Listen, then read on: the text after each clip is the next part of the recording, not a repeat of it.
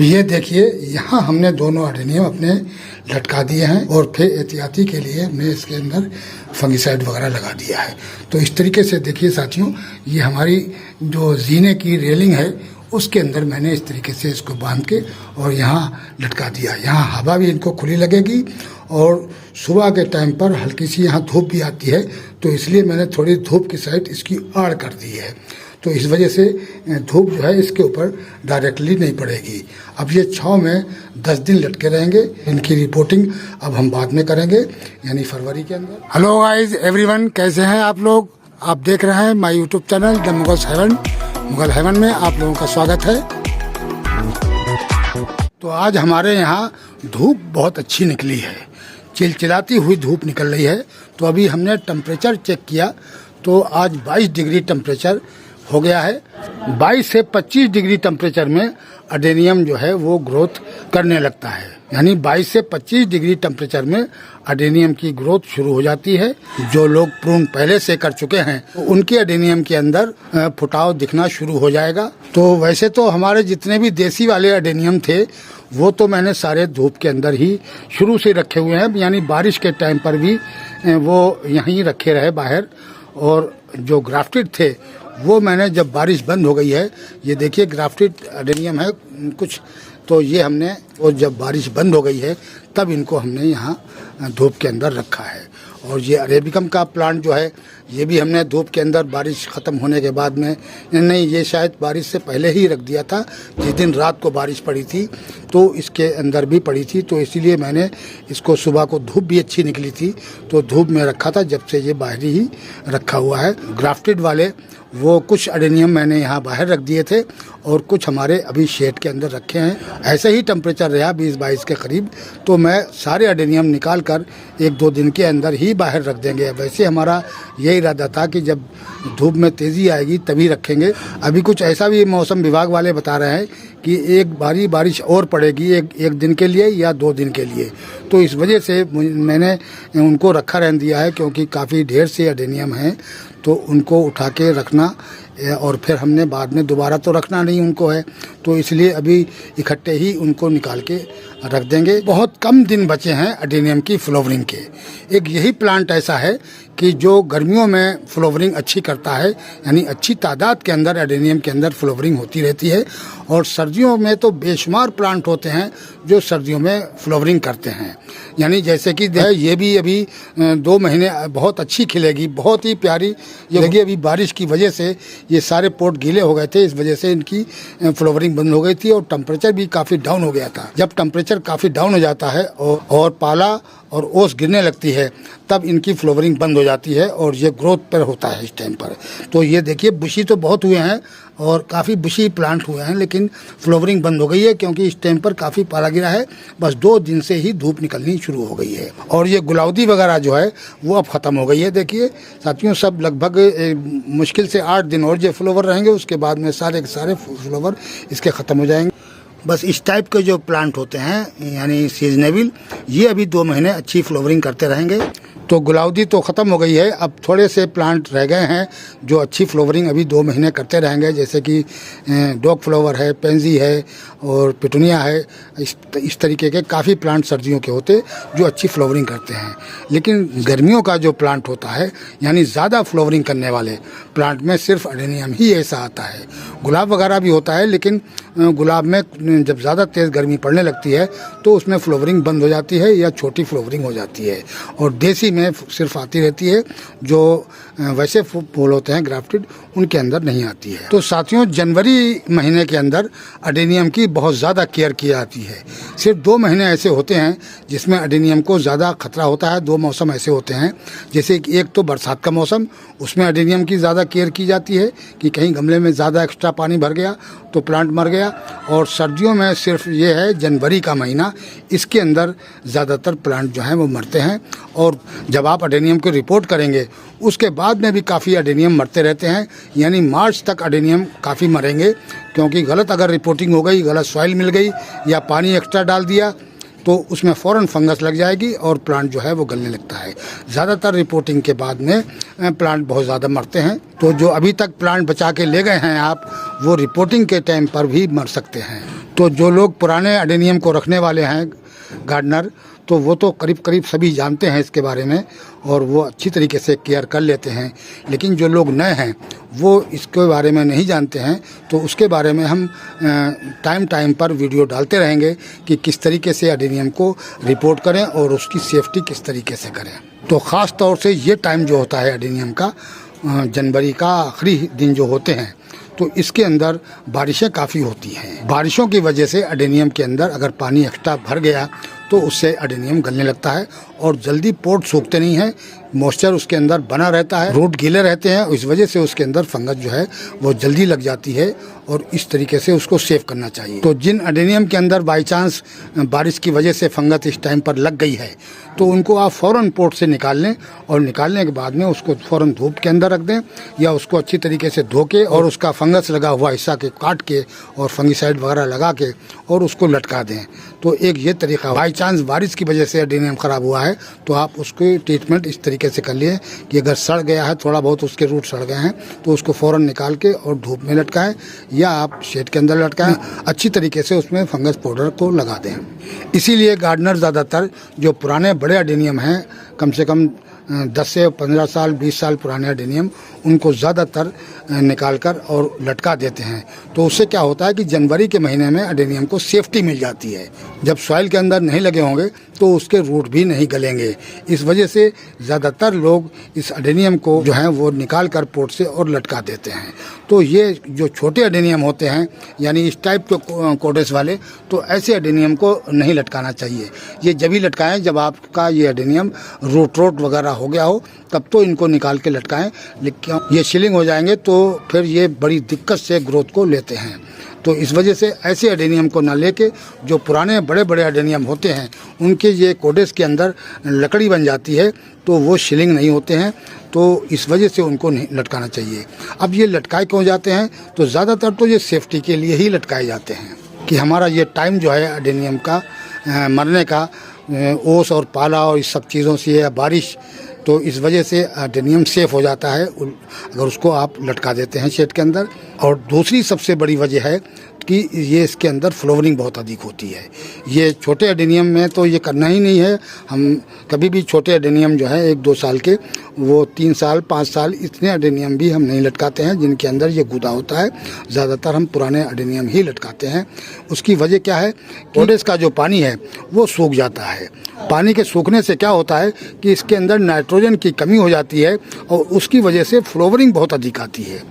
यानी इतनी ज़बरदस्त किस्म की, क्योंकि बारिश के पानी में नाइट्रोजन बहुत होता है और बारिश के पानी ही ये अपने कोडेस में भर लेते हैं। तो अगर हम इसके कोडेस को सुखाएंगे, उस नाइट्रोजन को सुखा देंगे, तो इसके अंदर फ्लावरिंग इतनी भर भर के आएगी कि देखते ही बनेगी। तो ज़्यादातर पुराने एडेनियम इसलिए लटकाए जाते हैं कि उनके अंदर फ्लावरिंग अधिक हो। और तीसरा ये है कि उसका कोडेस जो है ये भी काफ़ी मोटा हो जाता है, काफ़ी मोटा कोडेस हो जाता है। यानी 6 इंच के दायरे के अंदर आपने कोडेस है आपका, तो वो आपने अगर छोड़ दिया है उसको, एडेनियम को लटकाया है, तो वो अब दोबारा जब लगाएंगे वो सर्वाइव करेगा। तो करीब करीब आधा इंच पूरे ऑल राउंड वो मोटा हो जाएगा। ज़्यादातर पुराने ही एडेनियम लटकाना चाहिए, छोटे एडेनियम नहीं लटकाना चाहिए। तो उनके ही बारे में हम ये सब बातें बता रहे हैं। उनको लटकाने से जब आप दोबारा रिपोर्ट करेंगे, जब वो सर्वाइव करेंगे, तो उसके अंदर फ्लावरिंग बहुत अधिक होगी। दूसरे कोडेस काफ़ी मोटा हो जाता है और तीसरे ये है कि सेफ्टी मिल जाती है। एडेनियम को शॉर्ट देने के क्या फ़ायदे बताए हमने आपको, यानी लटकाने के क्या फ़ायदे बताए हैं कि एक तो इनका कोडेस मोटा हो जाता है, दूसरे इनके अंदर फ्लावरिंग अधिक आती है और तीसरे हमारा एडेनियम सेफ हो जाता है ठंड के टाइम पर। यानी इस टाइम पर ही ज़्यादा एडेनियम मरते हैं और इसी टाइम आपने सॉइल से निकाल कर उनको लटका दिए तो हमारे एडेनियम सेफ हो गए हैं। तो साथियों, ये बड़े ही एडेनियम लटकाना चाहिए। जिस तरीके से ये हमारे एडेनियम आप देख रहे हैं, ये काफ़ी पुराने एडेनियम हैं। यानी कितने हैवी इनके कोडेस हो रहे हैं, देखिए आप, बहुत हैवी कोडेस हो रहे हैं। तो ऐसे एडेनियम को शॉर्ट देना चाहिए, लटकाना चाहिए, क्योंकि इसके कोडेस का जब पानी शिलिंग हो जाएगा तो इसके अंदर फ्लोवरिंग बहुत अधिक आएगी और इसका कोडेक्स भी काफ़ी मोटा हो जाएगा। तो इस टाइप के एडेनियम ज़्यादातर लटकाए जाते हैं और यही एडेनियम फ्लोवरिंग भी अधिक करते हैं।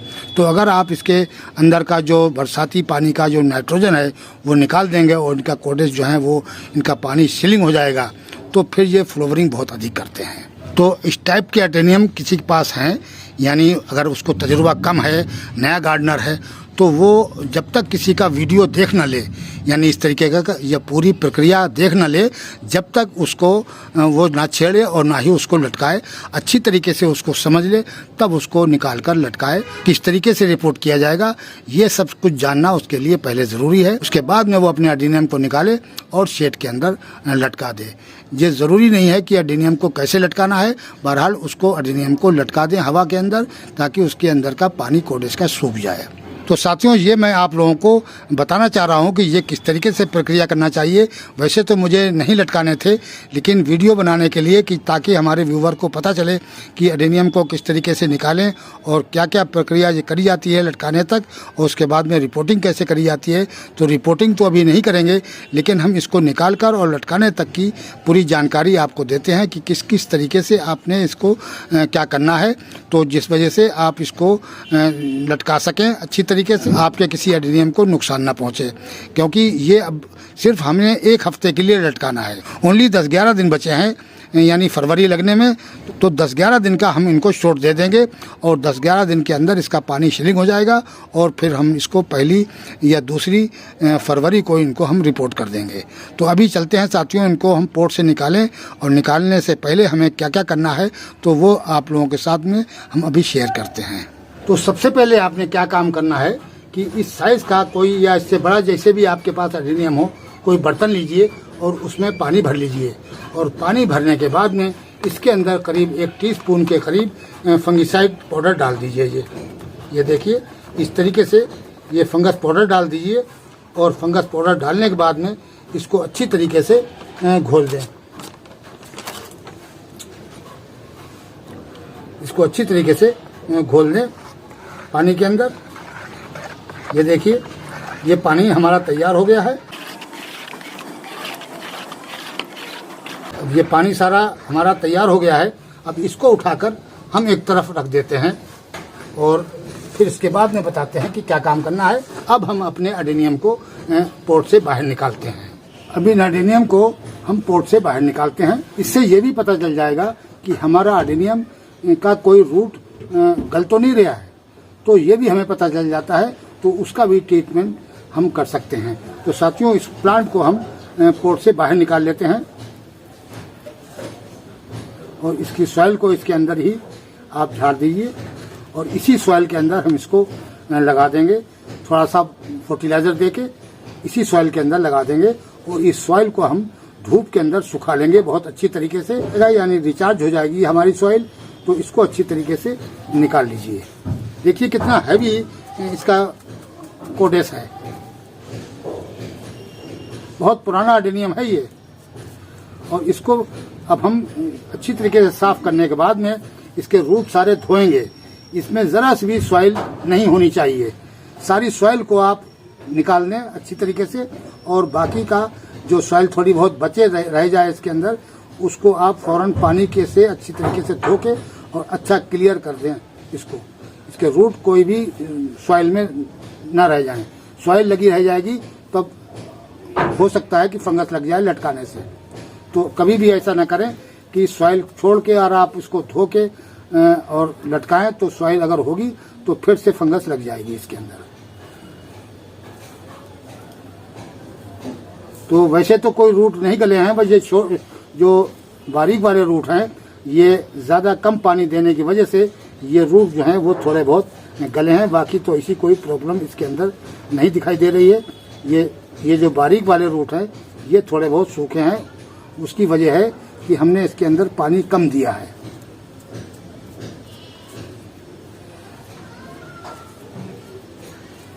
तो इस तरीके से अब ये एडेनियम मैंने साफ कर लिया, ये देखिए। और अब इस वाले को भी निकालते हैं। ये रूट बॉन्ड हो गया है, शायद बहुत मुश्किल से निकलेगा ये। तो इसकी पहले सॉइल को हम ढीला कर लेते हैं। सॉइल को ढीला कर लें तब निकालें इसको, तो ज़्यादा सही रहेगा, क्योंकि इसको लगे हुए लगभग 2-2.5 साल हो गए हैं। तो ये हो सकता है कि इसके रूट जो हैं वो बॉन्ड हो गए हों। बहुत पुराना ये लगा हुआ है इस गमले के अंदर।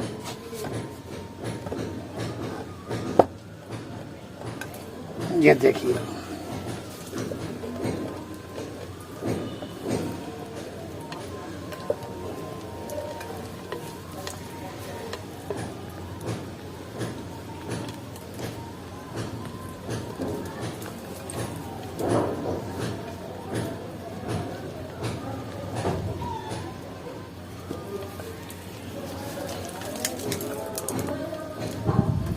देखिए कितना हैवी कोटेस है इसका।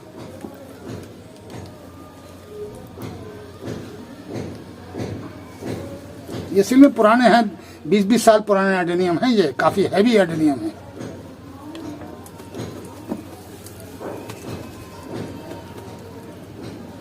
सारी सॉइल इसकी जरा सी सॉइल निकाल दें अच्छी तरीके से।